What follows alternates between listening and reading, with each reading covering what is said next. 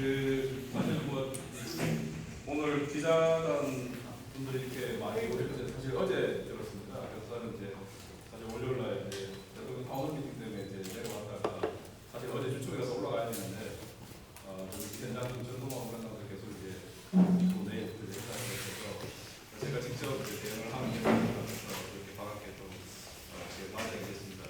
사실 이제 컨택이라는 회사 자체를 조금 먼저 얘기하는 게 뭐 기사에 나온 내용도 많이 보셔서 알겠지만 컨택은 2015년 이제 1월 5일날 이제 창업을 했습니다. 제가 그전까지 강호에 근무하다가 그 다음에 원래 강호에서 약간 3년 정도 휴직한 상태에서 창업을 했었어요.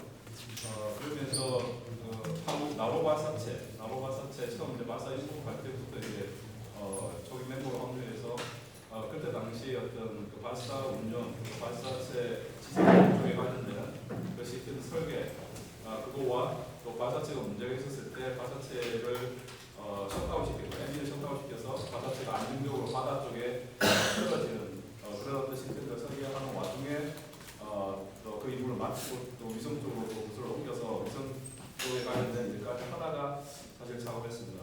그러다 보니까 지금 여기 보시는 이제 그 스페이스파크의 이 지상국이라는 자체가 사실 제가 한국에서 계속 일을 했었고 그리고 바사체라든지 위성에 들어가는 이제 정치 시스템 쪽까지 설계를 했기 때문에 그 경험을 바탕으로 이제 그 사업 모델을 가지고 사실 나왔습니다. 컨택이라는 회사의 이름 자체는 사실은 지금 보시면 알겠지만 지상국이 많은데 아마 옛날에 칼세그 소설에 보면 이제 그 컨택트라는 소설이 있고 옛날 97년도에 조지 퍼스트가 나왔던 컨택트라는 영화가 있습니다. 근데 그 영화의 배경 자체가 사실은 이 지상국 배경입니다. 아마 다들 한 번쯤 보였을 텐데 그 미국 그 뉴멕시코주에 보면 이제 큰 이거 훨씬 크죠. 한 집게만 27년 되다가 한 20개 넘게 있습니다. 그러면서 그 안테나를 통해서 외계에서 오는 신호를 수신해서 외계 우리 지구 그러니까 이 우주에 지구를 제외한 다른 어떤 행성에서 뭔가 생명체가 존재할 것이다. 그래서 그 지상국을 통해서 어떤 메시지를 받는. 그래서 저기서 보면 컨택 로그 밑에 메시지 프로 스페이스라는 게 있습니다. 여기서 이제 저희가 외계의 어떤 뭐 신호를 받는 건 아니지만 주로 바사체라든지 위성으로부터 데이터를 받는 거라서 메시지 프로 스페이스라는 그 문구를 이제 넣었다고 보시면 될 것 같습니다. 이 ASP 자체는 제가 원래는 그냥 컨택 스페이스 파크, 컨택이라는 이름을 앞에 두고 파크인데 제가 파크라는 이름도 굉장히 좀 고민을 했었고 컨택이라는 의미보다는 아시아 어떤 전체 우주 기업 중에서 지금 제가 AP 위성에 대표하고 있지만 위성을 개발하고 위성에 들어가는 카메라, 그걸 보통 우리가 페이로드라고 하는데 탑재체, 그 다음에 지상국 안테나 제조, 그리고 데이터를 받으면 데이터를 처리하고 활용하고 AI 통해서 분석까지 모든 이제 업다운 풀 버티컬 서비스를 하는 유일한 회사라고 보시면 됩니다. 물론 이제 유럽이나 미국에 보면 뭐 에어버스라든지 팔레스 같은 회사, 큰 회사들은 저희하고 똑같은 전체 비즈니스를 하고 있지만 아시아에서는 뭐 우리 뭐 하나라든지 LIC, 뭐 카이가 있지만 원래 그 큰 세계에서는 디펜스를 하는 회사고 우주를 뭐 예전부터 하겠지만 그 파트 그런 회사들입니다. 그에 비해서 저희 회사는 이제 총 5개 회사로 되어 있거든요. 텍사스에서는 안테나를 만들고 그다음에 그 AP 위성을 만들고 컨택 스페이스 옵틱스에는 이제 카메라를 만들고 컨택에서는 이런 지상국 서비스를 하는데 그런 것들을 종합적으로 하는 데 있어서 스페이스 파크 그러니까 전체적으로 이 우리가 직접 그 지상국이라고 하는 파업을 조성해서 외국에서 오는 한반도를 지나는 외국의 위성 데이터까지를 서비스를 해주고 또 우리 파트너사의 지상국을 한국으로 유치를 해서 우리가 직접 푸싱 서비스라고 하죠.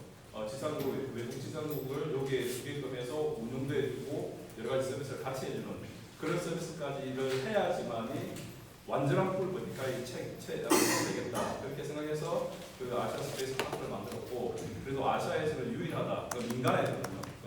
그래서 민간에서 유일하다고 해서 이제 아시아 스페이스 파크라는 이름을 지어서 보시면 됩니다. 지금 현재 이 아시아 스페이스 파크에는 컨택 지상국 두 개가 있습니다. 하나는 위성이랑 바사체부터 데이터를 받기 위해서 우리가 주파수라고 해서는 그 주파수를 통해서 데이터를 받는 지상부가 하나가 있고요.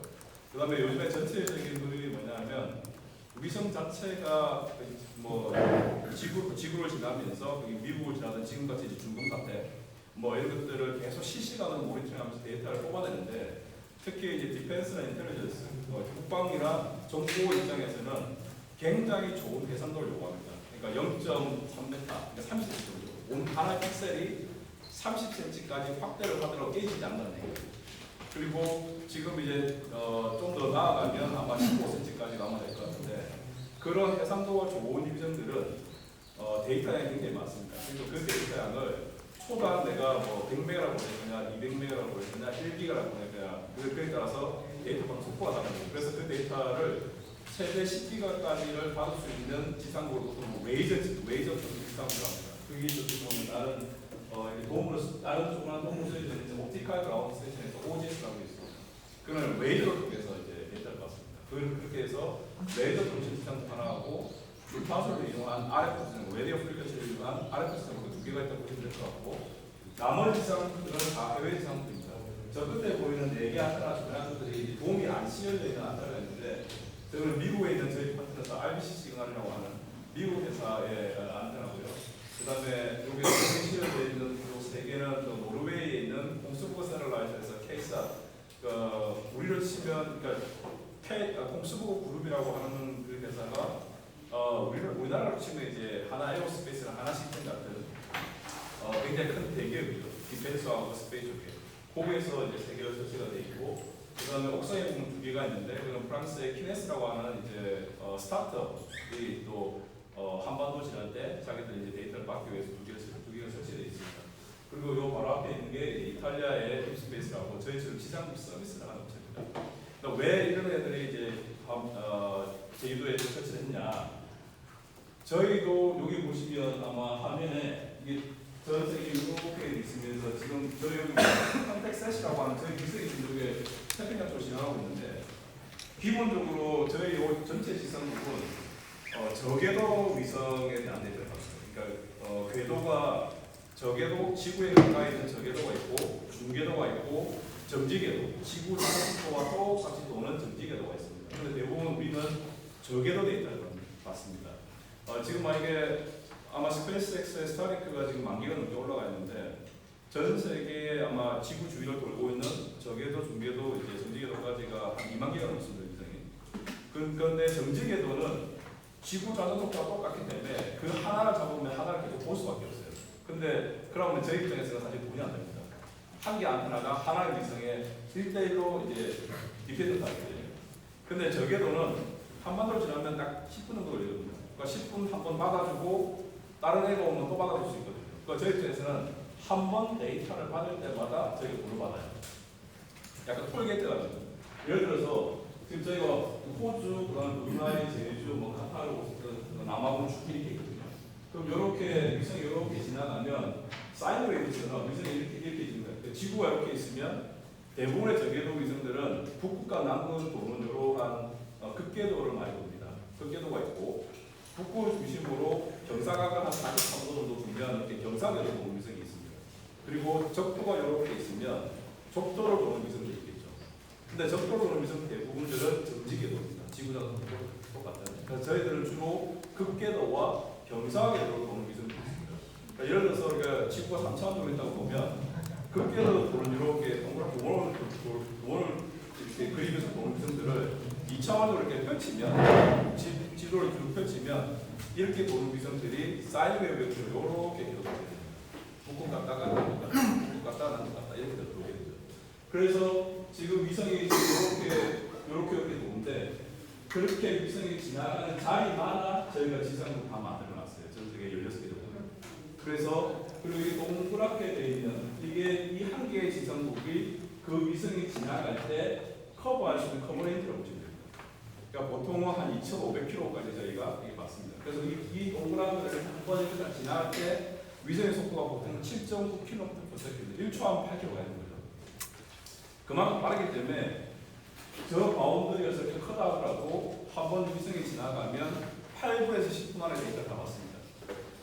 그래서 이러한 우리 요 바운더리에 들어오는 우리의 고객 위성이 컨택 지상국이 여기 있고 지금 제도처럼 저희도 있지만 그 지나갈 때 우리는 어떤 지상국을 쓰겠습니다 하고 처음부터 계약을 하게 됩니다. 계약을 하게 되면 1년을 계약할 수도 있고 2년을 계약할 수도 있고 한 번 지나갈 때마다 저희는 얼마입니다고 얘기를 합니다. 그러면 그거를 한 달 동안 쭉 누적을 시킨 다음에 한 달 동안 우리 지상국을 몇 번 썼느냐, 그럼 그거를 이제 한 달 동안 다 이렇게 누적을 시켜서 그 다음 달 초에 인보이스를 주는 거예요. 그러면 다다음 달에 이제 돈이 들어오는 형태로 그렇게 하고 있고, 요 ASP는 지금 제가 조금 전에 말씀드렸던 그런 비즈니스도 하지만 그러니까 지금 아까 제가 이탈리아라든지 프랑스라든지 미국 애들이 우리나라에 자기 땅이 없지 않잖아요. 그러니까 우리도 지금 보면 남의 나라에 다 지어놨거든요. 남의 나라에 다 지었는데 이 땅들이 다 저희 땅은 아니에요. 우리 파트너사. 알래스카 같은 경우에는 아까 제가 말한 미국에 있는 저 회사의 부지예요. 그 회사 부지에 우리 지상국을 설치해놓은 겁니다. 똑같이 이게처럼. 뭐 저쪽에는 달라스 같은 경우에는 이제 컨택에 텍사스 지사가 있거든요. 저희가 땅을 한 7,000평 정도 사서 그래서 저걸 안테나를 제조를 합니다. 저기는 우리 땅이지만 실내라는 나머지 땅들은 저희가 그냥 땅 임대를 합니다. 그래서 한 달마다 저희가 임대료를 줘요. 그리고 우리는 그 임대료를 주는 대신에 그 지역을 지날 때 저희가 이제 그 서비스 차지를 해서 그 돈을 이제 저희가 저희가 되고 그 한 달 동안 우리가 받은 금액에서 임대료를 빼면 나머지 저희가 이제 뭐 전기세 내고 뭐 통신도 내고 인건비는 안 돼요. 여기 아무도 하는 게 없어요. 여기 보시면 다 CCTV가 달아놨는데 다 대전에 있는 본사에 있는 미션 컨트롤 센터라고 있습니다. 저희에서 거기에서 2인 3교대로 6명이서 그냥 16개의 지상국 다 운영을 합니다. 그래서 인건비 자체는 그래서 이 지상국 서비스에 대한 전체 영업이익 마진은 한 65% 정도 됩니다. 처음에 초기 투자 비용이 많이 드는 거지. 그 다음부터는 사실은 뭐 전기세라든지 뭐 통신료, 그다음 임대료 내는 것 빼고는 인건비 6명이 나는 것 빼고 없습니다. 그래서 지상국 서비스를 저희가 해야 되겠다고 결정해서 가장 큰 요인 중에 하나가 뭐냐면 초기 투자 비용을 제외하고는 나중에 그 퍼머넌트하게 약간 그 영구적으로 이 비즈니스를 계속 이어갈 수 있다는 거죠. 보통 우리가 이렇게 안테나 하나 지어놓으면 저희가 물론 이제 메인터넌스가 들어가죠. 이제 예방 정비라 해서 여기 보면 안테나도 기어 박스도 있고 모터도 있기 때문에 뭐 기름도 넣어주고 이렇게 그리스 칠하고 막 이렇게 하거든요. 그리고 가끔 뭐 고장이 나면 부품을 교체한다든지 그런 비용 빼고는 거의 30년, 40년 가까이 있습니다. 근데 이걸 하나 설치해 놓으면 저희가 지금까지 이렇게 보면 한 개 지상국에서 비비 포인트 우리가 투자 비용이 2.5년에서 2.7년이 빠집니다. 그러면 나머지 거의 23년 우리가 30년 쓴다고 보면 24년 동안 아까 제가 이익률이 65%라고 말씀드렸는데 그 비용이 계속 이제 영업이익으로 남겨져요. 그런데 저희가 올해까지가 이 지상국 칠레 여기에 지금 표시가 되어 있지만 칠레 지상국을 지금 아직 운영하고 않습니다. 이제 설치를 들어가고 있고 나머지 설치가 완료됐어요. 그래서 올해 4월 말 5월 초 정도 되면 칠레도 끝나는데 지금까지는 3개, 4개 지으면서 계속 비즈니스를 하다가 올해 4월 말 5월 초가 되면 칠레까지 끝나서 투자가 이제 끝나게 됩니다. 그래서 지금 아마 저희 회사 뭐 재무조표나 이렇게 보시면 계속 투자가 계속 들어가다 보니까 이제 영업 이제 손실 나는 부분이 있죠.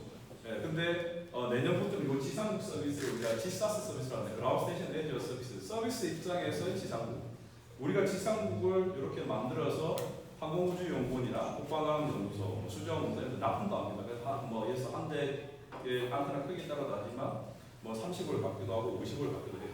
그건 지상국 솔루션을 저희가 납품을 하는 거고 거기에 이제 전체 장비와 소프트웨어를 해서 그거는 지상국 스테이션을 솔루션을 납품하는 거고 이것을 지상국을 전체 만들어 놓고 이렇게 남의 지상국에 대한 우리 ASP에서 서비스를 해주는 거는 그라운드 스테이션 에저 서비스 입장에서의 그라운드 스테이션을 보입니다. 그래서 우리가 보통 지사스 서비스라고 부릅니다. 그러니까 이게 약간 플랫폼 서비스 같은 거죠. 그리고 이거는 아까 제가 매달 돈을 받는다고 하는 것처럼 이제 서브스크립션을 구독형으로 매달 돈이 이제 고정적으로 이렇게 들어오고 있어요. 그런 측면에서 요러한 각 나라에 이렇게 크지 않지만 그런 지상국들이 한두 개씩 있다고 보시면 될 것 같고 그 중에서 컨택이 매니아게 우리가 가장 이제 대한민국에서 아무래도 사업을 하다 보니 이 한반도의 어떤 지리적인 그 이점이 굉장히 좋다고 이제 판단이 돼서 이 서비스까지 해야 되겠다. 그래서 왜 좋냐? 여기 보시면 대한민국 위성이 있으면 우측으로 보시면 다 태평양이라서 위성이 이렇게 지나가는 마지막 지점이 대한민국이에요. 그 다음에 받으려고 하면 미국이랑 캐나다에 가야 돼요. 그럼 그 사이에 하는 게 없어요. 그래서 얘가 이렇게 가거나 이렇게 넘어올 때 마지막이 되거나 이쪽으로 들어올 때 초기에 첩이 되는 부분이라서 한반도 입장에서는 굉장히 좋은 지리 위치를 갖고 있습니다. 그리고 제주도 같은 경우에는 제주도를 하게 된 또 가장 큰 이유 중에 하나는 뭐냐면 서울도 할 수 있죠. 서울도 할 수 있고 뭐 가까운 경기도도 할 수 있고 대전도 할 수 있고 다 할 수 있는데 제주도 같은 경우에는 이제 고도 제한이 있고 그리고 한라산 빼고는 사실은 이제 시내 쪽 같은 경우도 다 건물이 높진 않습니다. 지상으로 운영할 때 가장 중요한 것 중에 하나는 뭐냐면 첫 번째는 뭐냐면 위성이 지나가면 내가 위성을 볼 수 있어야 돼요. 위성은 신호를 받을 수 있어야 되는데 예를 들어서 저쪽에 신호가 올 때 여기 내가 뭐 육석빌딩 같은 큰 게 있어요. 그럼 이제 블록이 되기 때문에 신호를 받을 수 있어요. 받는다 하더라도 신호가 이렇게 아래쪽으로 이렇게 주파수 자체가 이게 스캐터링이 돼서 데이터 자체의 프레임이 바뀌어져 버립니다. 그래서 제일 중요한 건 뭐냐면 위성을 내가 트래킹하기 위해서는 마스크 앵글이라는데 고각이 5도나 10도 이상 되느냐. 그게 첫 번째 컨디션이고 두 번째는 뭐냐면 주파수에 대한 컨디션이 있어요. 제가 다 주파수를 쓴다고 했는데 주파수가 제주도 같은 경우에 서울이나 뭐 대도시에는 이동통신사도 굉장히 많고 뭐 우리가 와이파이도 많다 보니까 우리가 쓰는 주파수들이 어떤 간섭이 굉장히 많습니다. 근데 제주도 같은 경우에는 주파수 클리어런스 존이 굉장히 좋습니다. 그렇기 때문에 그 두 개, 그 다음에 만약에 나로의 누리호라든지 이게 발사하게 되면 로에서 발사해서 발사체 자체의 발사 방향이 남쪽 방향으로 167도 방향으로 이렇게 발사하게 될 때 제주도가 마지막 엔딩 포인트예요. 근데 우리가 서울에서 잡는 거와 제주도에서 잡는 거에서 웨이트 자체가 다르기 때문에 제주도에서 지구 공유에 의해서 그 수면 밑에까지 내려가기 전까지는 아까 제가 2,000km까지 잠재했었습니까? 그까지를 계속 다 잡을 수가 있는 굉장히 좋은 위치입니다. 그래서 발사 서비스가 있어요. 발사 속도 데이터를 받기 위해서 굉장히 좋은 지점이다. 그리고 이렇게 한라산 쪽 방향 쪽을 제외하고는 잘 찾아보면 이런 부지처럼 굉장히 좀 좋은 부지를 좀 구할 수가 있고 또 사실 이렇게 눈에 보기에는 보는 데 있어서 보안은 아니지만 각 안테나라든지 이런 데 보면 다 이렇게 자물쇠가 채워져 있고 안에 또 울타리가 또 있습니다. 그리고 그 안테나 입구에 들어가서 다 CCTV를 달아놨는데 제가 저쪽에 보면 이 건물 바로 옆에 부지를 하나 크게 하나 만들어놨는데 저기 이제 데이터 센터를 저희가 지을 거예요. 그 고영호 회장님하고도 말씀은 안 하지만 오늘 저녁에 잠깐 오시겠지만 제주도와 협력해서 위성 영상을 수집해서 제주도 내에서 제주대학교라든지 그리고 여기 첨단 산업단지 쪽에 이제 소프트웨어들이 많이 들어와 있거든요. 사실 우주라고 하는 거는 사실은 우주라고 하는 과목 자체나 기술 자체가 따로 있는 게 아닙니다. 우주는 이제 복합 과목이고 복합 기술입니다. 거기는 이제 메카니컬, 기계공학, 전자공학, 궤도역학, 천문학, 화학, 물리, 수학이 다 들어가거든요. 그렇기 때문에 그런 어떤 분야에 있는 산업에도 그 우주에 관련되는 어떤 위성 영상, 그 다음에 뭐 IoT 데이터 이런 것들을 같이 공유해서 활용할 수 있습니다. 사실 저는 제주도에 굉장히 애착이 많은데 옛날에 나로 발사할 때 제가 제주도에 7년 근무했었고 그러다 보니까 사실 그때 대통령께 그 말씀들은 못 드렸지만 지역 균형 발전 입장이라든지 청년 고용 창출 입장에서도 제주도가 언제까지 제주도뿐만 아닙니다. 일반 지방도 마찬가지고 언제까지 제주도 같은 경우는 1차 2차 산업에 집중할 게 아니라 이제 3단 산업이 모일 수 있는 곳에 제주도 사람들이 젊은 애들이 밖으로 나가는 게 아니라 심지어 해외 인력들까지도 제주도로 랜딩시킬 수 있는 가장 좋은 테마 중에 하나가 저는 우주라고 생각합니다. 그래서 그런 것들을 각 지역 사회랑 같이 해서 한번 좀 그림을 그려보자. 그래서 그에 대해서 오지사님께서도 굉장히 공이 좋으셨고 안타깝게도 타월 미팅 때 대통령한테 그런 말씀을 드릴 수는 없었지만 1월 9일날 경제성장 전략 보고 때 청와대에 초청이 돼서 제가 가서 잠깐 그런 얘기를 들었습니다. 정부가 우선이 되는 게 필요하다고 생각합니다. 그러니까 정부가 어떤 다른 나라와의 어떤 커넥티비티, 그러니까 연결을 통해서 민간이 그 산업을 활성화시키면 자연적으로 그 산업을 하겠다는 회사들이 많아지고 고용 창출도 되고 그리고 새로운 우주 테마를 이용한 다른 어플리케이션하고 컨버전스 될 수 있다. 그 말씀을 드렸습니다. 그래서 그런 측면에서 또 제주도에서부터 우리나라에서 가장 남쪽이지만 제주도에서부터 시작하는 게 저는 굉장히 또 좋은 또 메시지가 될 수 있지 않겠나 그렇게 생각이 들었습니다. 그래서 그렇게 지금 또 노력을 하고 있고 데이터 센터까지가 나중에 구축이 되면 아마 좀 더 그 그림이 좀 더 빨리 그려질 수 있지 않겠나 그렇게 생각이 듭니다. ASP 관련해서 제가 이제 말씀을 좀 전체적으로 드렸고 그리고 제주도에 지금 저희가 인력들이 지금 한 12명, 저희가 총 300명 정도가 근무를 하고 있습니다. 이제 컨택하고 ASP 같이 해서 그 중에서 이제 제주도에 있는 인력들이 한 12명 정도 있습니다. 그리고 올해도 저희가 제주도 쪽에 위성 관제, 저희가 위성 관제 서비스도 하는데 그 관제 서비스를 하기 위해서 또 제주도 인력들을 뽑아야 됩니다. 그래서 가능한 제주도 내에서 어떤 지역 그 인재들을 채용해서 좀 이렇게 제주에서의 어떤 아까 말씀드렸던 산업을 조금 더 키우려고, 그러니까 사람이 없이는 사실 뭔가 될 수 있는 게 별로 없습니다. 그리고 우리나라도 그렇지만 전 세계적으로 우주 인력이라고 하는 게 따로 존재하지 않습니다. 물론 이제 그쪽에서 저처럼 뭐 어떤 스페이스 에이전시에서 일을 했던 분들이 나와서 창업을 하면 그나마 좀 쉽지만 우주 인력이 따로 없기 때문에 제가 항상 이제 우리 임원들한테도 얘기하는데 기다리지 말고 가서 찾아서 데리고 와서 트레이닝 시키라. 그게 훨씬 낫다. 저희가 컨택 같은 데한 120명 정도 되는데 그 중에서 저희 20, 30대 인력들이 70%입니다.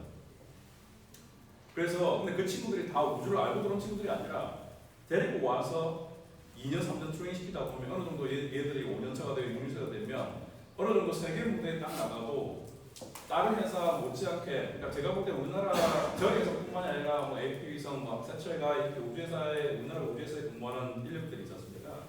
그런 친구들은 거의 세계 탑 레벨 수준입니다. 그거는 아마 우리 국민들도 그렇고 아마 심지어 뭐 다른 그 정부에 계신 분들, 가계부에 계신 분들도 그런 부분도 잘 모르시는 것 같은데 제가 1년에 250일 정도 해외에 있는데요. 그 해외 애들하고 저도 처음에 사업하고 나갈 때는 좀 뭐라고 해야 되나 두려움도 많았죠. 근데 부딪혀 보니까 미국 유럽 애들이 저를 100개 아니구나 하는 생각이 굉장히 많아요. 그리고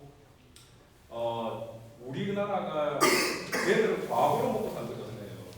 영국에 뉴턴이 나와서 그다음에 뭐 아인슈타인이 나와서 또 미국에 뭐 콘노이만이 나중에 왔지만 그런 과학자들이 각 나라에 가가지고 옛날에 30년, 40년, 50년 전에 만든 것 같고 아니면 뉴턴 같은 몇백 년 전에 만든 그 기록 갖고 지금까지 그 후손들이 보고 산다고 하면 우리나라는 우주 같은 경우에 단 거의 30년 만에 액체 발사체 로켓을 10년 연구해가지고 우리가 만들었잖아요. 심지어 지난주에 대통령께서 카이에 갔는데 카이에 KF-21 전투기를 DJ 정부 때 국산화 개발하겠다 해가지고 실제 개발에 들어가서 10년 만에 개발했거든요. 전 세계 어디도 전투기라든지 발사체 엔진 자체를 10년 만에 개발한 나라가 없습니다. 유럽 같은 경우에도 아리안 스페이스에서 아리안 로켓에서 아리안 5, 아리안 6 그 대형 로켓이 있거든요. 큰 부스도 다 있고 걔들은 그걸 1960년대에 만들었는데 누리호 같은 발사체를 다시 개량해서 만드는 데 또 10년이 걸렸어요. 그만큼 우리나라의 물론 우리나라 사람들의 어떤 근성도 있지만 정부의 어떤 지원, 인프라가 조금만 더 받쳐준다고 하면 저는 그 속도는 훨씬 더 빨라질 수 있다고 생각합니다. 그래서 항상 저희 직원한테 얘기하는 게 뭐냐면 너희들 영어만 잘 되면 전 세계 어디 나가도 너가 탈 수 있다. 한번 부딪혀봐라.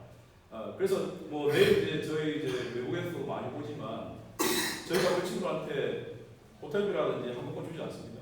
올려보고 말려봐라 하는데 사실 외국 애들 저를 부를 생각도 없었어요. 걔들 그냥 오겠다는 거예요. 그만큼 한국에 있는 어떤 작은 회사가 지금 전 세계 우주 시장에서 굉장히 포지션이 굉장히 잘 됐고 우리를 보는 시선이 달라졌다는 얘기예요. 저희가 하나나 에라지나 카이 같은 회사가 아닌데도 뭐 내일 이제 막경 대통령이 오시지만 그게 막경 대통령하고 델리게이션을 갖춰오는 우주업체가 3개인데 다 저희하고 우리나라 업체고 대통령하고 접선해야 되는데 무슨 얘기를 하면 되겠냐. 그러니까 그런 애들이 다 이제 저희하고 이제 일을 하고 있다고 일을 하고 있는데 그만큼 이제 컨택이라는 회사가 전 세계 우리나라에서도 굉장히 작은 회사지만 전 세계 어떤 우주 시장에서 차지하는 그 포지셔닝은 가히 아마 진료계 기자분도 많이 계시지만 잘 상상이 안 되실 겁니다.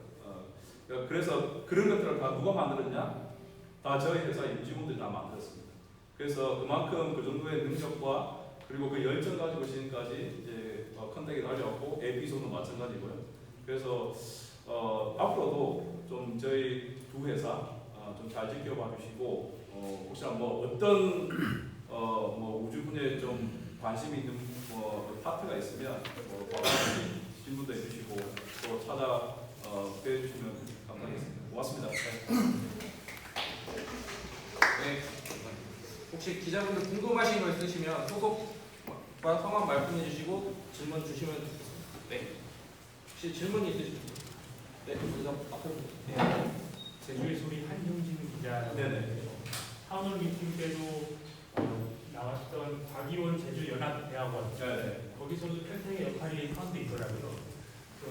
파운드 있다고 저도 대회에 적었는데 타운홀 대학원 관련해서는 어떤 식으로 평생의 역할인지 좀 설명 부탁드립니다. 저 솔직히 그 가교원에 저희 역할이 포함되는지 잘 처음 들었거든요.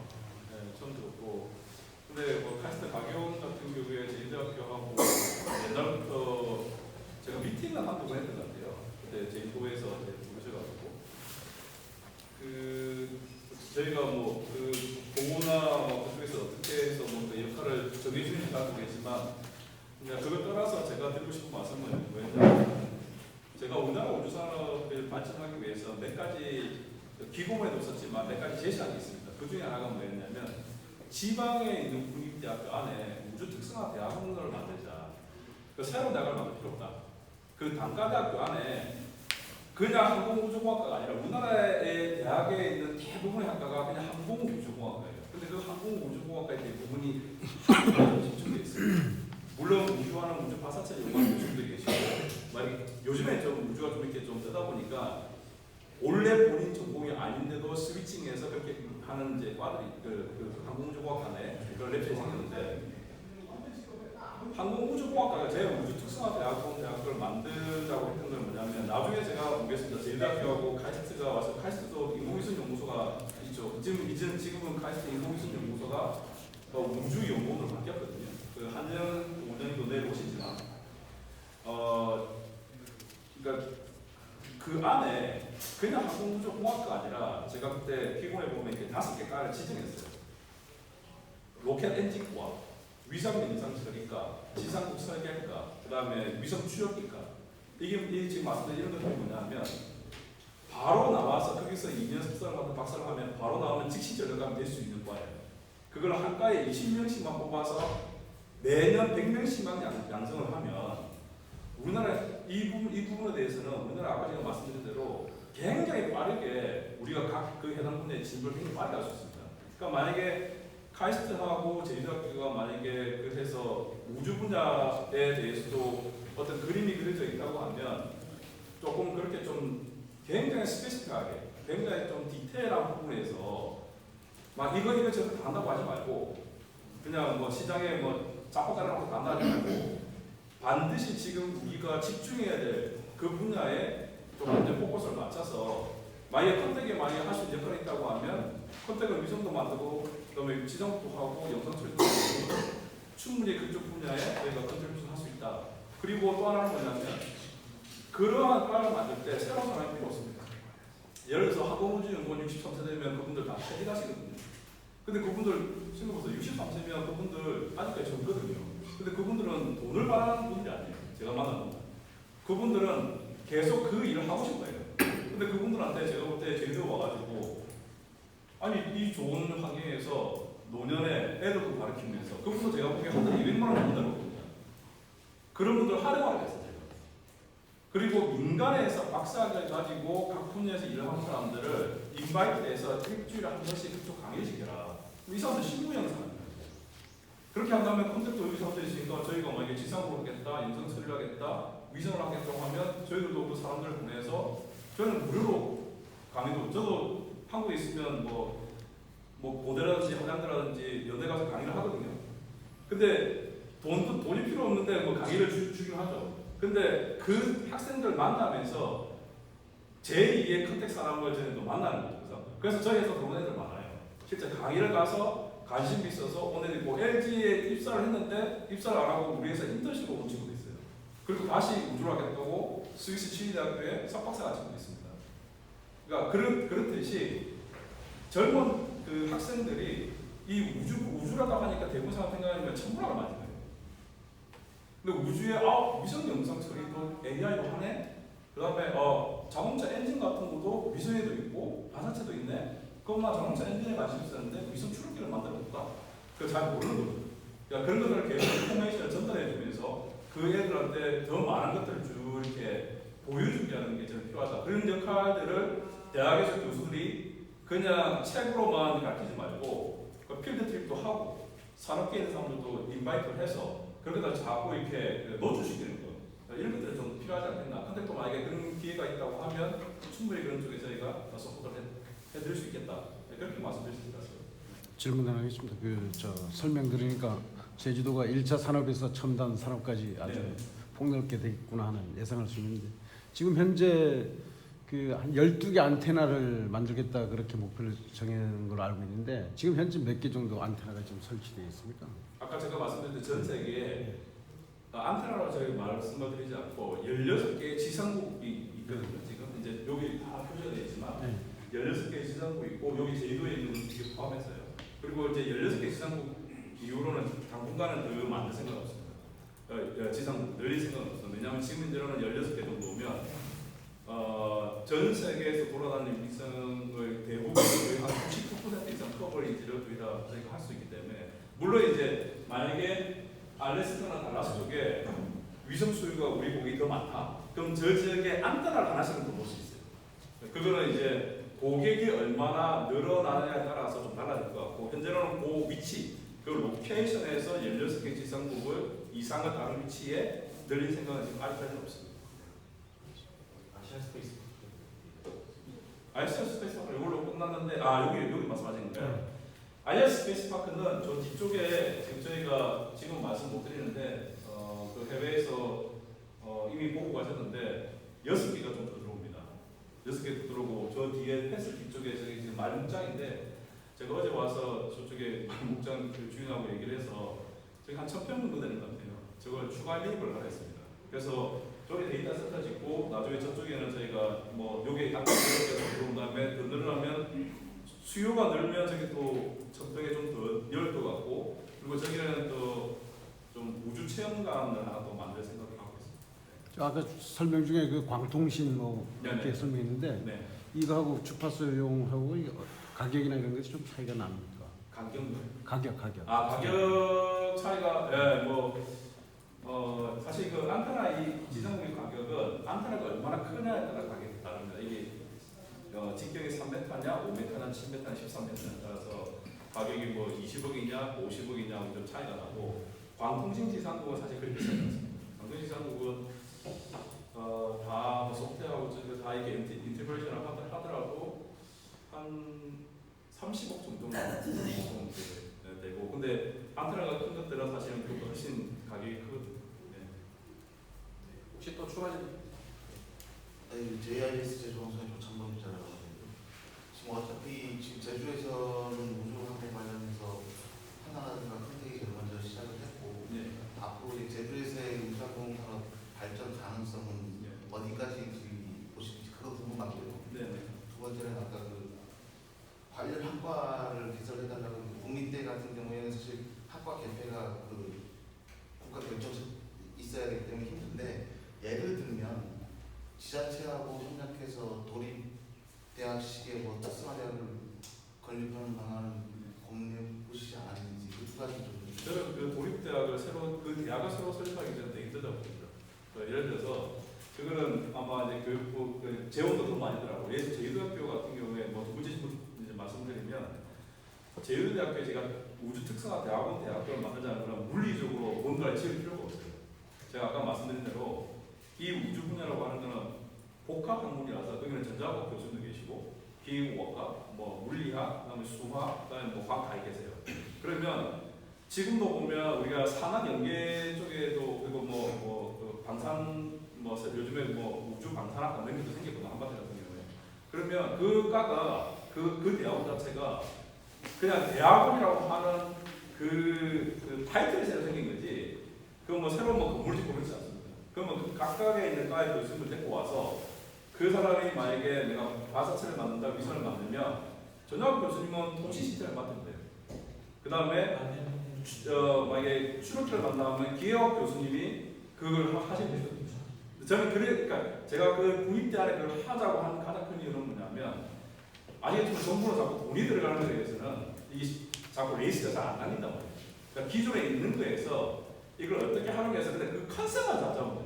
그러니까 그게 저는 훨씬 빠를 것 같고요. 도립대학 자체는 만약에 그렇게 할 것 같으면 차라리 ISU, 인터내셔널 스페이스 유니버시티면 그 프랑스의 스트라스부르크 가면 ISU, 전 세계 유일한 국제 우주대학교가 있습니다.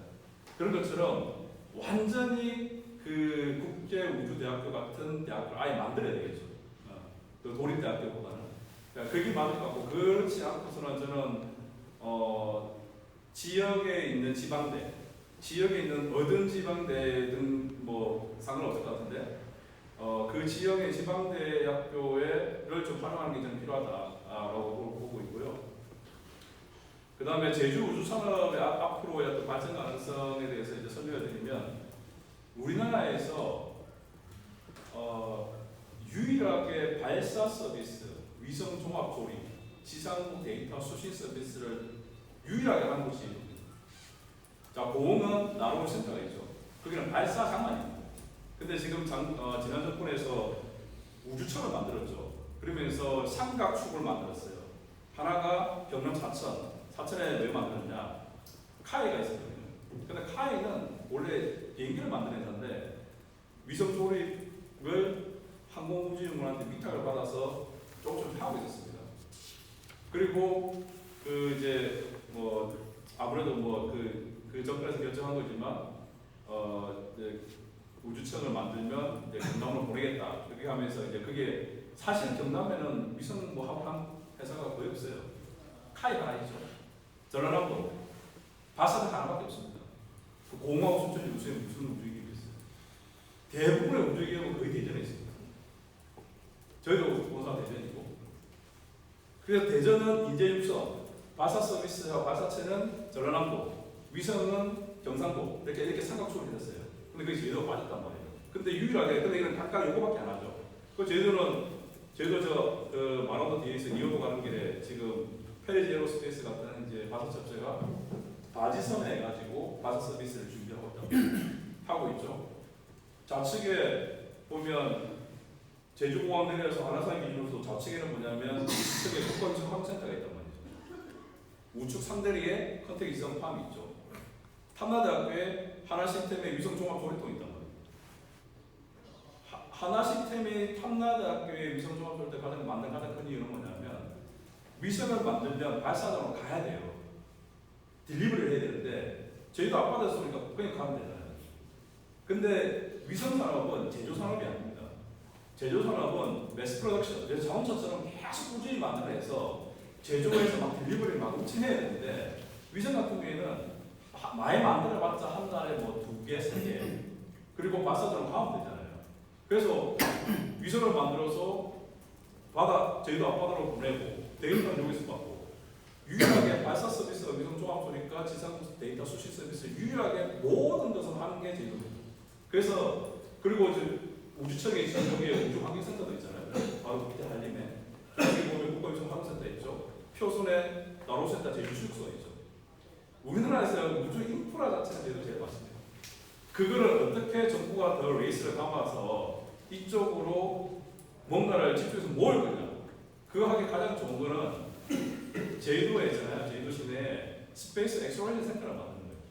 저는 개인적으로 2년 뒤에 스페이스 엑스플로레이션 앤 인베스트먼트 회사를 만들려고 하는데 그거를 한국에 하나, 그다음 룩셈부르크 하나 2개를 만들 거예요. 만들어서 얘들이 아시아 시장을 진출하려고 하면 한국의 컨택에 만든 스페이스 엑스플로레이션 센터로 와서 우리가 여기서 육성을 시켜요. 그리고 반대로 한국 기업들을 유럽 가고 싶으면 제가 룩셈부르크에 만든 엑셀 센터를 보내서 유럽과 한국이 서로 익스체인지 하게끔 해서 그렇게 하려고 합니다. 제가 조선한테 옛날에 서귀포에는 ICC 있잖아요. 그게 만들면 좋겠다 그래서 얘기하기도 했습니다. 그래서 저는 그런 생각을 갖고 있고 저처럼 이런 생각을 하시는 분들이 제주도에 오셔가지고 뭔가 그런 그림을 민간에서도 그리고 그런 민간의 그림이 조금 그려지면 정부에서도 이게 될 것 같다고 하면 정부에서도 뭔가 마중물을 계속 좀 이렇게 넣어줄 수 있는 그런 구조가 되면 제주도를 충분히 확장 안 하고 이미 다 갖춰져 있기 때문에 그걸 저는 조금 기대를 하고 있습니다. 네. 혹시 마지막 질문 한 분만. 네. 약간 어떤 종류의 데이터가 오가게 되는지 궁금했어요. 기상이나 지표 이런 게 네. 어떤 종류인지. 그러니까 여기에 있는 아까 제가 저궤도 위성 만든다고 했는데 여기에 있는 그 지상국 이렇게 관측 위성이 있습니다. 관측 위성이라는 건 뭐냐면 위성이 세 가지 종류가 있습니다. 하나는 위성에 카메라가 달려 있어서 그러니까 전 세계를 돌아다니면서 계속 찍어요. 이렇게. 그러면 내가 여기서 보는 시선과 여기서 보는 시선, 여기서 보는 시선이 다르기 때문에 왜냐면 보는 뷰가 이제 넓어지거나 좁아지겠죠. 그러면 대부분 그 카메라에서 우리가 스와스라고 하는데 카메라에서 어떤 집을 딱 찍으면 어떤 위성은 10km 바이 15km가 이렇게 한 번에 딱 찍혀요. 그다음에 고도가 더 높아지면 50km 바이 50km도 찍힙니다. 대신에 고도가 높아질수록 찍는 면적은 늘어나지만 해상도는 줄어들겠죠. 근데 낮으면 가까우니까 더 잘 보여요. 해상도가 좋아져요. 근데 면적은 줄어듭니다. 그런 데이터를 주로 받는 게 이 지상구를 보시면 돼요. 저희는 그러니까 관측 위성 데이터를 수신하는 지상구를 보시면 됩니다. 서울시민 강민선 네. 조금 약간 현실적인 질문이 있는데 아까 16개 지상국 운영하시는 거 아시죠? 네네. 네, 사실상 여기에서 운영을 해서 나올 저희 영업이익이 어느 정도 되는지 쭉 말씀해 주실 수 있는지. 지상국 서비스만요. 그 사실 금액으로 저희가 그 말씀을 드리기는 좀 힘들고요. 아까 말씀드린 대로 이렇게 보시면 될 것 같아요. 이렇게 생각이 될 것 같은데 요게 지상국이 다 있으면 한 개 지상국당 운영 가용률이라고 제가 말씀드릴 수 있을 것 같은데 20대 시간을 기준으로 해서 우리가 10분 단위가 한 번 하면 10분이잖아요. 그러니까 10분 단위로 우리가 계약 데이터를 받아요. 한 번도 안 치고. 그럼 뭐 10분마다 해서 우리가 한 번 받으면 100%를 받는다고 하면 100분이 지나면 우리가 이제 1000불 정도 받겠죠.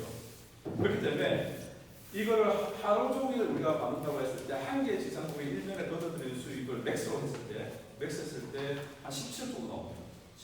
17억 1년에. 근데 예.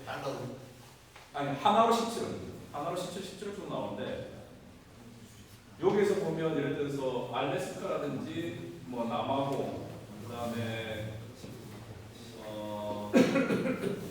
카타르 이런 데는 가용률이 한 8, 90% 됩니다. 그리고 어떤 데는 뭐 한 50% 되는 데도 있고요. 어떤 데는 아직까지 이제서야 세워져서 40% 되는 데 있고. 그러니까 그걸 다 서버하게 되면 이제 저희 회사에 매출이 다 나오게 되죠.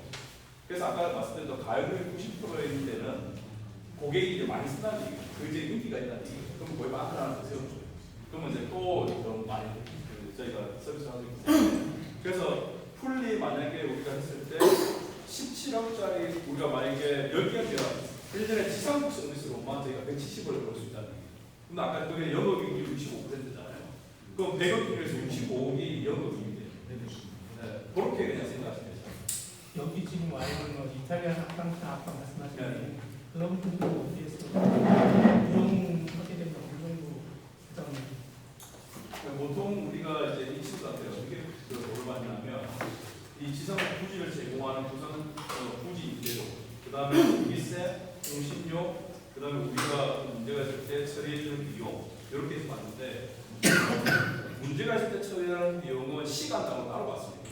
그 다음에 나머지는 전력량계 당하고 공신 매매가 쓰고 그 다음에 우리가 여기서 임대료 그것들 따로 받거든요. 그런데 요게 한 개당 이제